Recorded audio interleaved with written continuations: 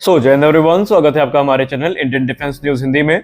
और आज के इस वीडियो में हम बात करने वाले हैं defence research and development organisation के जो लेजर वेपन सिस्टम है या डायरेक्टेड एनर्जी वेपन सिस्टम्स हैं, इनके बारे में हम जानेंगे कि डीआरडीओ के कौन कौन से इस समय जो directed energy weapon system program है ये लगातार आगे बढ़ रहे हैं।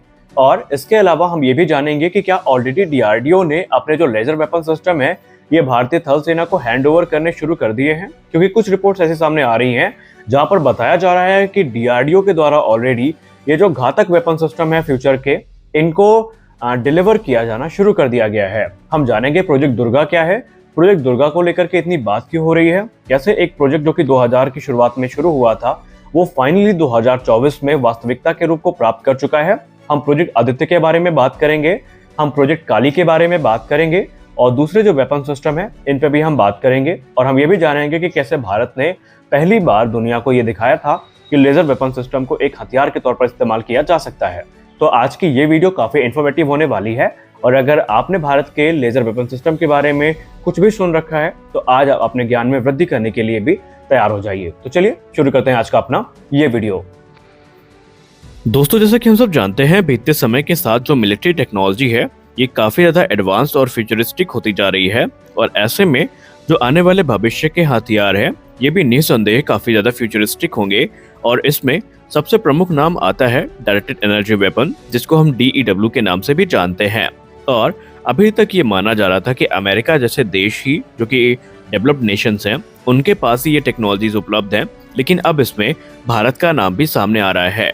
दरअसल अगर हम बात करें इन डायरेक्टेड एनर्जी वेपन टेक्नोलॉजी की, तो ये काफी ज्यादा महत्वपूर्ण हो जाती है मॉडर्न वॉरफेयर के हिसाब से, क्योंकि आज के समय में जो हाइपरसोनिक मिसाइल्स का चलन है ये लगातार बढ़ता जा रहा है, और इनको काउंटर करने के लिए, इनसे खुद की सुरक्षा के लिए जो डायरेक्टेड एनर्जी वेपन्स हैं ये एक महत्वपूर्ण भूमिका निभाने वाले हैं, क्योंकि यही वो वेपन सिस्टम है जो हाइपरसोनिक और बैलिस्टिक मिसाइल को टर्मिनल स्टेज में न्यूट्रलाइज करने की क्षमता रखते हैं।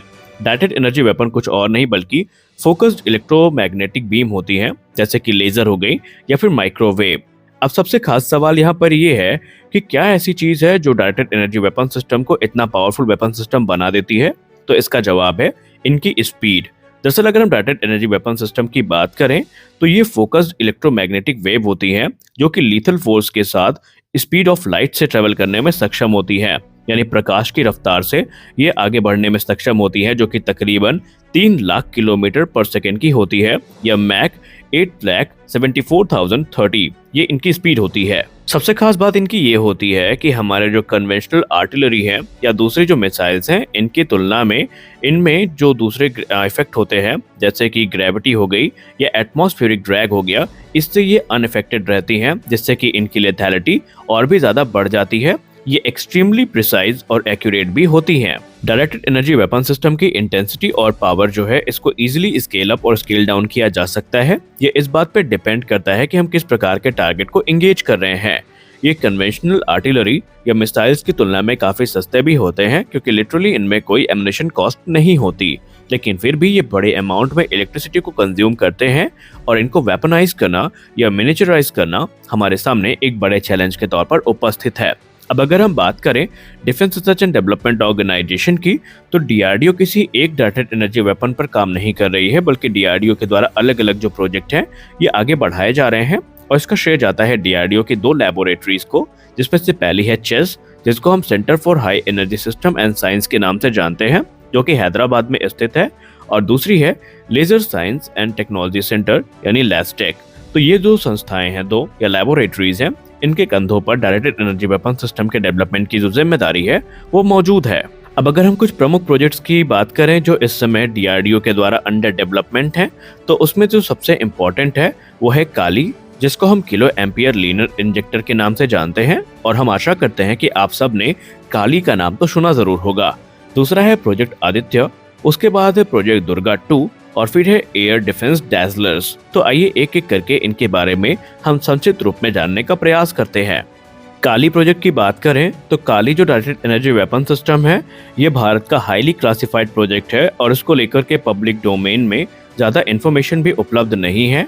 और इसको लेकर के एक इंटरेस्टिंग स्टोरी भी है, जहां पर ये दावा किया जाता है कि पहला जो मिलिट्री यूज था डायरेक्टेड एनर्जी वेपन सिस्टम का वर्ल्ड में, ये भारत ने काली की सहायता से ही किया था। हालांकि इसे काफी ज़्यादा क्लासिफाइड रखा गया है और इसके बारे में पब्लिक डोमेन में ज़्यादा जो इन्फॉर्मेशन है ये उपलब्ध नहीं है। हालांकि भारत इलेक्ट्रॉनिक्स लिमिटेड इस समय अलग अलग प्रकार के जो लेज़र डैज़लर्स हैं इनको मैन्युफैक्चर कर रही है और इनमें से कुछ लेज़र डैज़लर्स को भारतीय नौसेना को सप्लाई भी किया जा रहा है। ये जो लेज़र डैज़लर हैं बेसिकली एक नॉन लीथल मेथड के तौर पर इस्तेमाल किए जाते हैं, जो कि सस्पिशियस व्हीकल जैसे कि एयरक्राफ्ट या अनमैन एयर व्हीकल्स हो गई, इनको रोकने की क्षमता रखते हैं। सिक्योर्ड लोकेशन में ये ना जाएं, इस चीज़ को ये सुनिश्चित करते हैं। और आपको याद होगा हाल ही में फरवरी 2022 में पीएलए नेवी पर एक आरोप लगा था, जहां पर जो लेजर बीम्स है इसका इस्तेमाल करके उन्होंने ऑस्ट्रेलिया के एक P-8I पोसाइडन जो कि एक मैरीटाइम रिकॉनेसेंस एयरक्राफ्ट है, इस पर लेजर बीम्स का इस्तेमाल किया था और उन्हें रोकने का प्रयास किया था। दूसरा जो बड़ा प्रोजेक्ट है ये है आदित्य, जो कि 100 किलोवाट का लेजर सिस्टम है। आइए इसके बारे में जान लेते हैं। दोस्तों, अगर हम प्रोजेक्ट आदित्य की बात करें तो ये एक 100 किलोवाट का लेजर है, जिसे DRDO के द्वारा विकसित किया गया है। दूसरे मॉडर्न डे लेजर्स की तुलना में आदित्य थोड़ा अलग है, क्योंकि अगर हम मॉडर्न डे लेजर की बात करें तो वो बेसिकली जो सॉलिड स्टेट है उस पर बेस्ड होते हैं, लेकिन आदित्य एक गैस डायनेमिक लेजर है और ये इजीली पोर्टेबल किया जाने वाला सिस्टम तो बिल्कुल भी नहीं है। वहीं इसमें बहुत सारी कॉम्प्लेक्स प्लम्बिंग भी है। आदित्य बेसिकली 0.7 मीटर्स का अपर्चर टेलीस्कोप इस्तेमाल करता है, जो कि 0.8 किलोमीटर से लेकर के 2.5 किलोमीटर की डिस्टेंस तक डैमेज को कॉज कर सकता है। इसका जो लेजर बीम डिलीवरी सिस्टम है ये साइमल्टेनियसली जो टारगेट है उसको एक्वायर करता है और ट्रैक करता है, फिर चाहे स्टैटिक हो या मूविंग टारगेट हो, रियल टाइम में ये जो लेजर बीम की सहायता से टारगेट को डिस्ट्रॉय करने में सक्षम है। हालांकि आपको बता दें कि जो प्रोजेक्ट आदित्य है ये एक एक्सपेरिमेंटल टेस्ट बेड है DRDO के द्वारा, जहां पर क्रिटिकल टेक्नोलॉजीज को टेस्ट किया जा रहा है, जो कि DRDO के द्वारा फ्यूचर के जो लेजर वेपन सिस्टम है उनमें इस्तेमाल की जाएंगी। ये बात करते हैं प्रोजेक्ट दुर्गा के बारे में। दुर्गा यानी कि डायरेक्शनली अनरिस्ट्रिक्टेड रे गन एरे, ये DRDO का एक प्राइम प्रोजेक्ट है। और आपको बता दें फाइनेंशियल ईयर 2021 और 22 में defence research and development organisation ने $100 मिलियन का जो बजट है उसकी रिक्वेस्ट करी थी, ताकि वो एक हाई पावर लेजर वेपन को विकसित कर सके, और इसे नाम दिया गया था प्रोजेक्ट दुर्गा 2 यानी डायरेक्शनली अनरिस्ट्रिक्टेड रे गन एरे। और उस समय DRDO का लक्ष्य ये था कि वो एक 100 किलोवाट के light weight directed energy system को विकसित करे, जिसको इजीली डिप्लॉय किया जा सके। और एक बार जब ये डेवलप किया जाएगा तो इसे आसानी के साथ लैंड, सी या फिर एयर बेस्ड प्लेटफॉर्म में इस्तेमाल करने के लिए तैयार भी कर दिया जाएगा। जहां पर अभी तक तो कोई ऑफिशियल टाइम फ्रेम इसको लेकर के डेफिनेट तौर पर नहीं बताया गया कि ये कब तक तैयार होगा, लेकिन तमाम एनोनिमस सोर्सेस के द्वारा ये कहा जाता है कि भारत की जो डिफेंस मिनिस्ट्री है वो इस प्रोग्राम को लेकर के बहुत ज्यादा गंभीर है, और क्लेम तो ये भी किया जा रहा है कि बहुत जल्दी भारतीय थल सेना को दुर्गा 2 सिस्टम जो है ये मिलने शुरू भी हो जाएंगे।